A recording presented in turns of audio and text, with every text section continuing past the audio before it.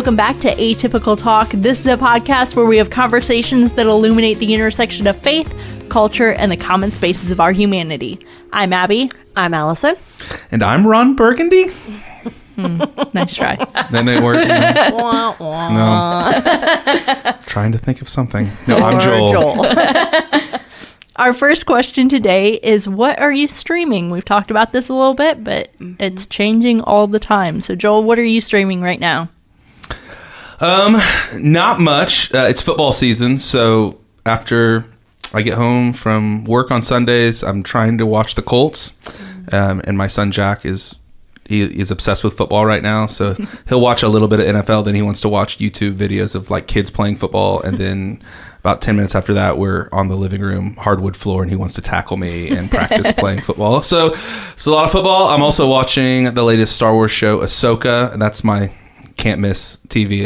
It comes out on Tuesdays. I try to catch it on Wednesday night and try to stay awake to watch it. And I don't mean that because it's boring. Our kids are a lot and life is a lot. But really enjoying it. It's got a lot of good Star Wars nostalgia, telling a cool new kind of story with that nostalgia. So I'm enjoying that, as I am a geek. We are not streaming too much. I was telling Abby before this that I think like 2 months ago, maybe, we started watching Stranger Things for the first time, and I am still on episode 4 of season 1. Of season 1. Oh man, that's like a long time ago. Like we do not watch that much TV. Right now, our daughter's in volleyball season, so that's a lot. And then we've got some home renovation things happening, and so if I get a quiet moment, I prefer to read. Yeah. So, oh, what a nerd! So what are you reading? Making us look so uneducated and lazy. No, I just the streaming I question. need like no noise. You know what I mean? So because life is just so noisy. Do you not have an inner dialogue when you read?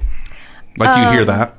No, I mean, Okay. I hear what I'm Reading. Yeah, I do hear what I'm reading, but like, I don't know. It's different than the noise of like a TV for me. So I just finished Fourth Wing by Rebecca Yarros. It's all the rage right now. It's so, again, part of my personality, typically if things are super popular, I'm like not going to watch it. And, which is why I'm just now into Stranger Things, like however many years ago that was. But it's so good, you guys. It is worth the hype. And it's, it's Sci-fi, not like, fantasy, it's right? not like anything I've ever read. Like it's fiction, but I don't typically get into like fantasy. Dragons, not that kind of stuff. And so I was like, oh, I probably won't like this. I could not put it down, and the second book comes out in November, and I'm like, I cannot wait. You have the countdown going. A friend of mine has already pre-ordered it, and so I've already put myself self-selected to be number 2 that reads the book. So, But you haven't finished one yet either? I finished it. Okay, gotcha. I finished it in like 3 days because I could not put it down. Oh, wow. So That's good. awesome. What about you, Abby? We just recently started Only Murders in the Building. Okay. That's on my list of what I need to watch. It is so I've had so many good. people I've tell never me. seen it. Yeah. Yeah, So so many people it's Martin Short, Steve Martin, and Selena Gomez. There's the twist at the end with Selena Gomez. Their 3 characters live in the same apartment building in New York City, and a murder happens, and the 3 of them are like really interested in it, try to figure out what happened, and they decide to start a podcast about it called Only Murders in the Building.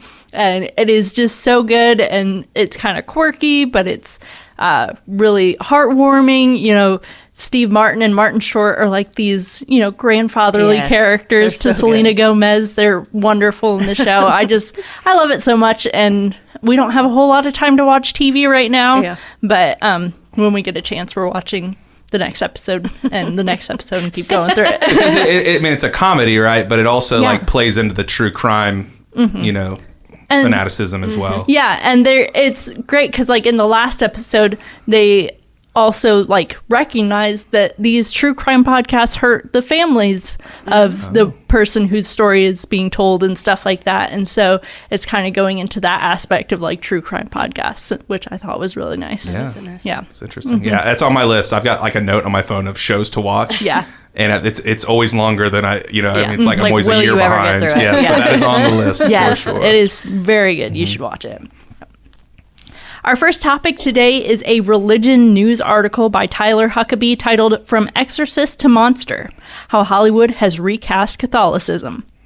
Horror movies have long relied on Catholicism as a defense against evil, but after the Catholic Church sex abuse scandal, Catholicism's pride of place in horror movies came crashing down. Recent horror movies such as Midnight Mass show how suspicious horror has become of institutional religion. The Conjuring universe uses Catholic imagery for scares, and the central terror of many horror movies is that the thing once thought safe turns out to be the instrument of destruction. Institutional religion can only attack so many people before its reputation mutates from savior to monster. Filmmakers have deployed some of movies' creepiest boogeymen against evangelicals who also have a darkening reputation. Horror gives shape to our real fears, amplifying the quietest whispers in the darkest parts of our heads.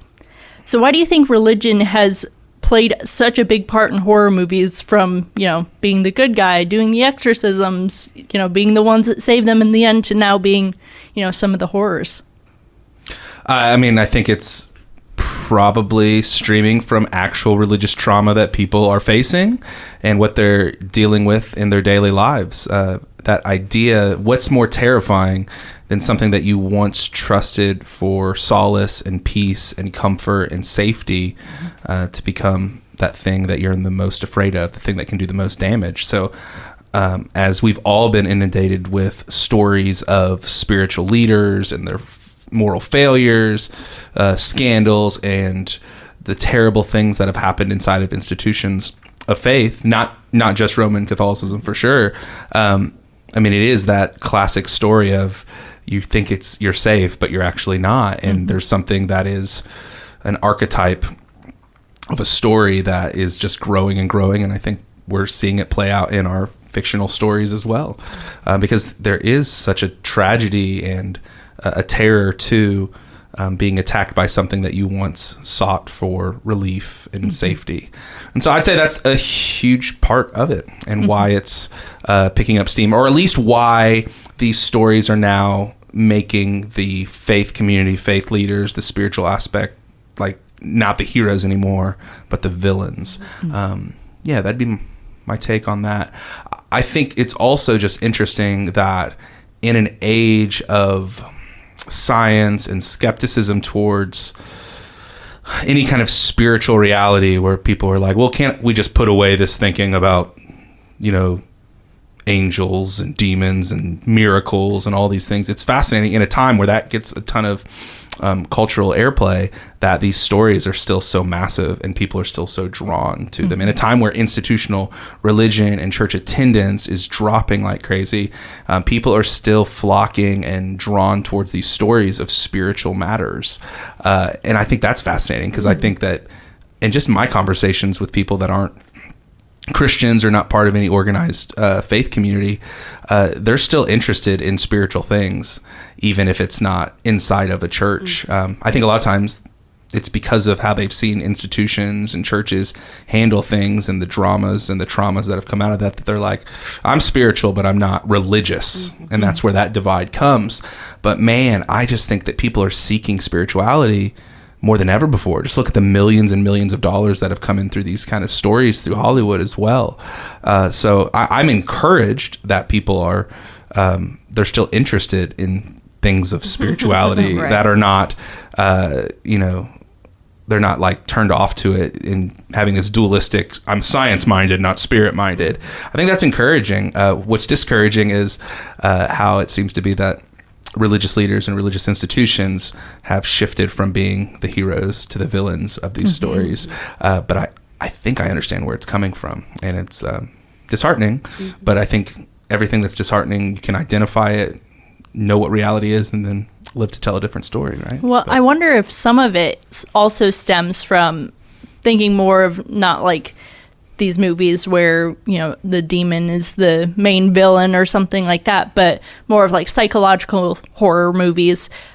My husband and I watched Seven the other day for the first time, and the villain, What's in the box? the villain in that movie. I have trauma now thinking about the end of that movie. He's just like this religious nut job killing people based off of the 7 deadly sins, and I think you have villains like that because we've actually seen serial killers where they, whether they believe it or not, claim, oh, God told me to do this, and things like that. So I think part of it is, real life where you have people claiming insanity because God told them to do this, or they felt, a presence pushing them in this direction and things like that. Yeah, it's like that religious fanaticism, that religious, like, God told me to do this kind of thing, and they go and do something heinous, something so evil.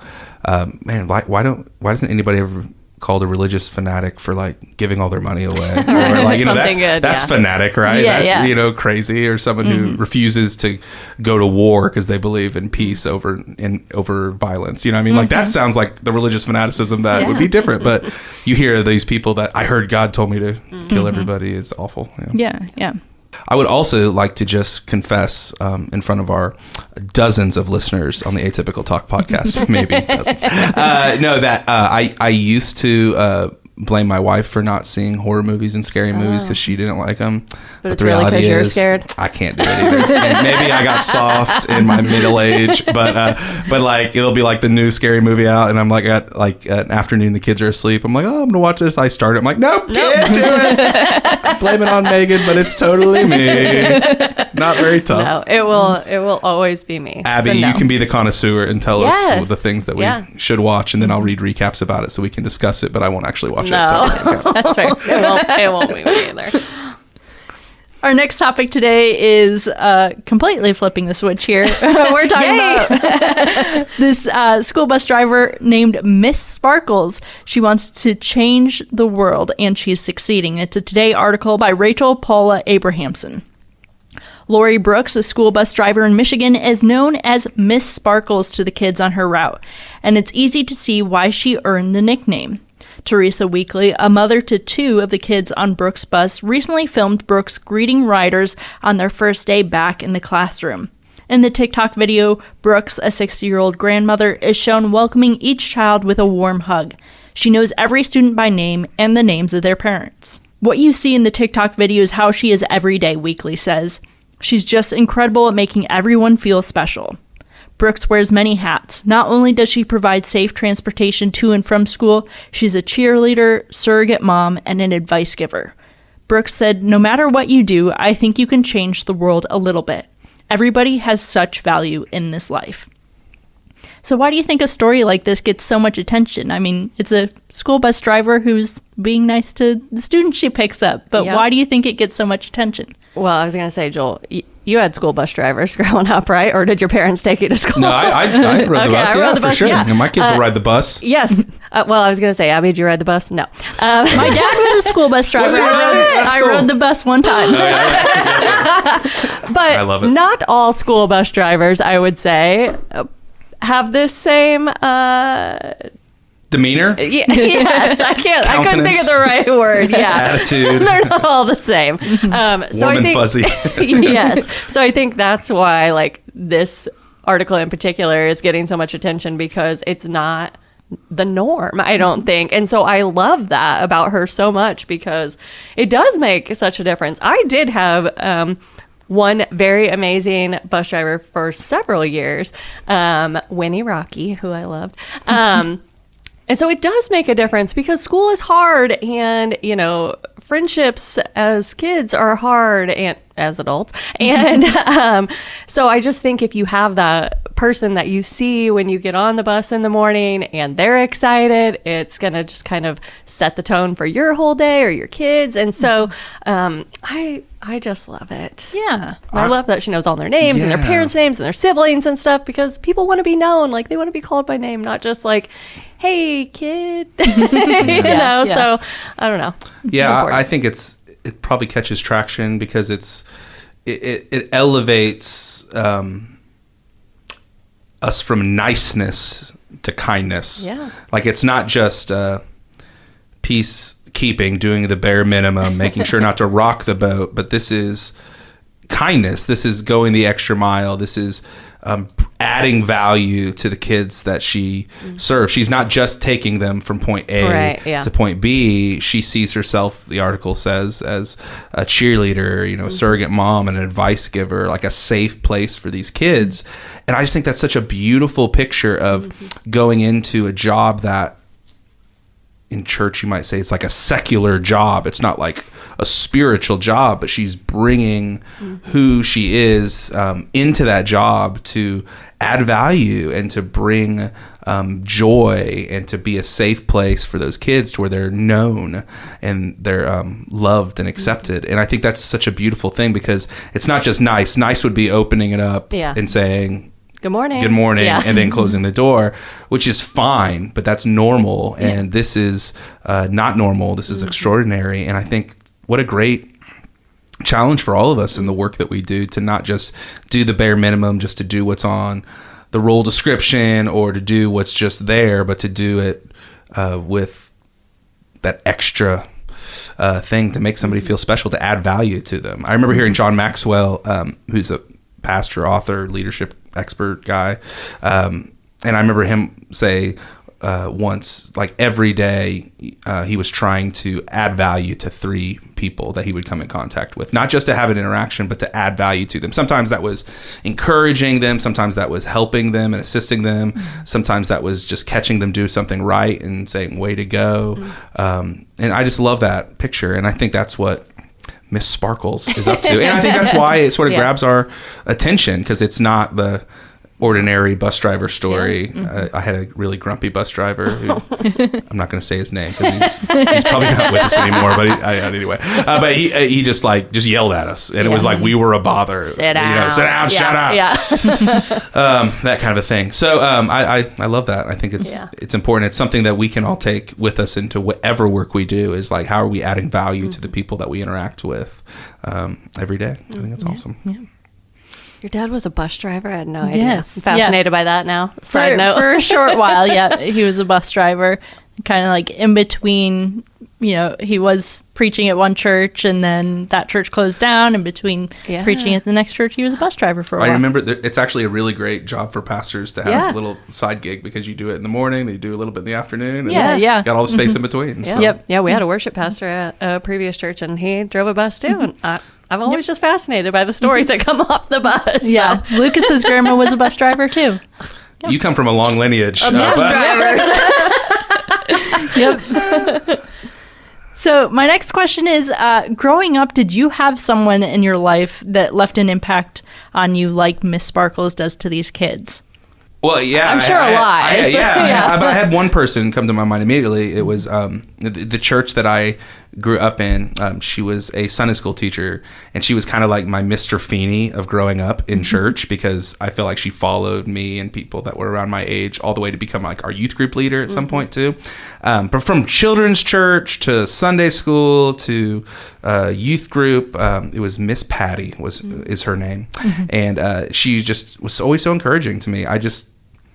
I would like leave her presence and I would just feel better. I would feel like I was special and that I could do anything that I believed I could, if I, like it was that kind of belief. It was that I mattered, and she just deeply cared about me. And it's kind of cool. Like when my wife and I were even considering starting Bridgeway, the church that we're at, that we helped plant.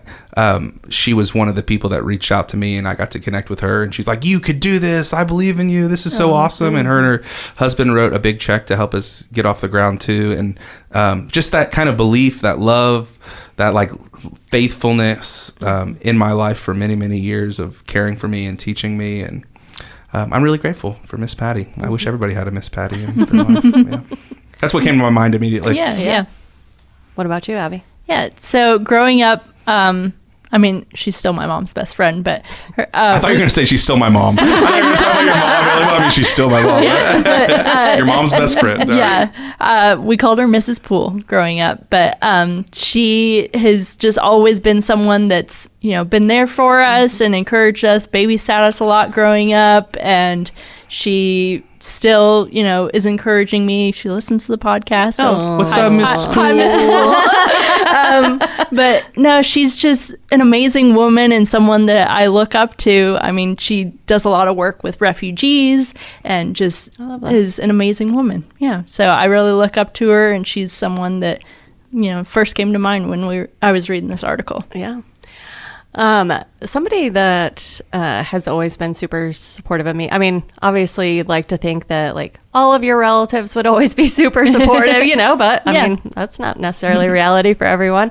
But my grandpa, who we affectionately call the Grand Master most of the time because he was a part of the International Order of Oddfellows. He still is, I think, but at one point held the title of like Grand Master. It was one of their things. But anyways, and he had to give a speech, just a random side note, had to give a speech one time, and at the very end it said, "The Grand Master has spoken." And I will never forget that as long as I live. That's funny. So even when he prays for like Thanksgiving lunch now, at the end, that's what I say. But no, we still talk like every week. And if I haven't talked to him in a week, like he is calling me and checking in, and just super supportive of what we're doing here at the church. And like when I came on here at the church, not everybody was as encouraging because it was brand new, and, that's scary, and you don't know, like, is it going to stick? Is it going to last? But it didn't matter. Like, he was just very encouraging of me just taking the leap and seeing what would happen. And he's just always been very involved in the community and giving back. He's still...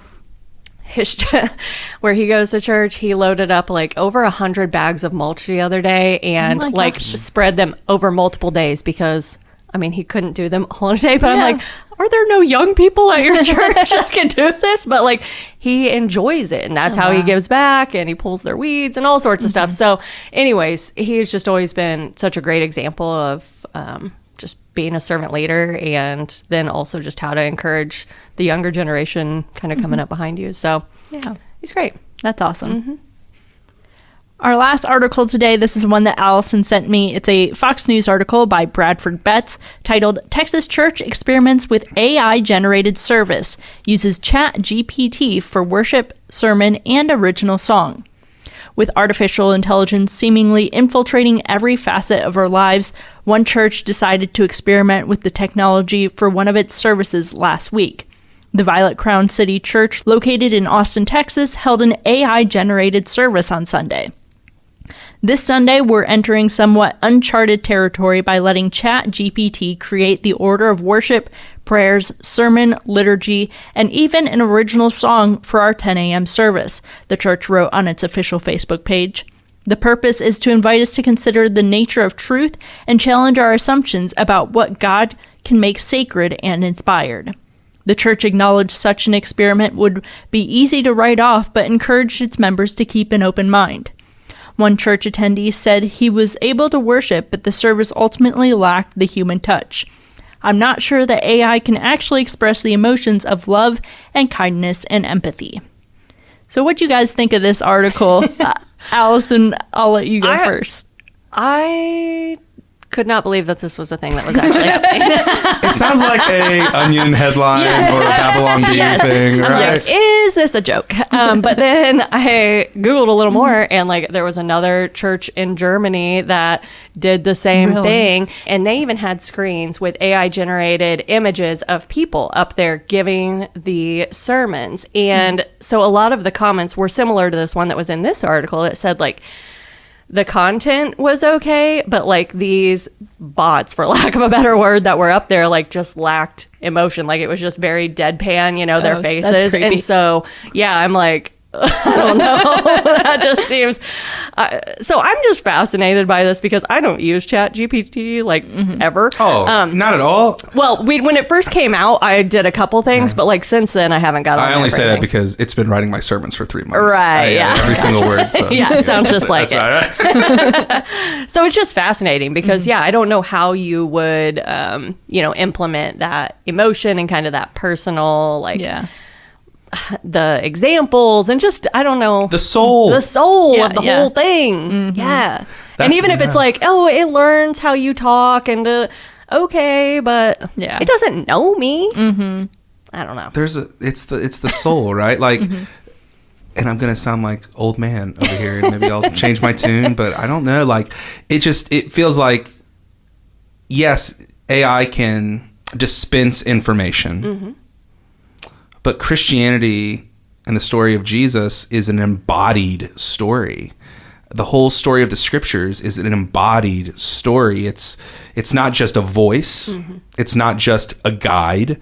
It's about a person, and it's actually the person of God who took on a body and walked among us and connected with other real people, and he was fully God and yet fully man, and who hurt and who wept and who was hungry and who was tired. And that's what connects with us soul to soul. And that's the power of having a real life person sharing a message on a Sunday morning, because if it's done well, you see the ache, the pain, the real, relatable. This is not a dispenser of information. I mean, that's one thing, and information's great, and information's a part of that, but it's an embodied story. Flesh and bones and blood and tears and dirt and all these things matter, and I think they matter so much to the story of God and what God's ultimately going to do, not just to like suck our souls out of here to go to some disembodied heaven, but to restore everything here, and we'll have new bodies.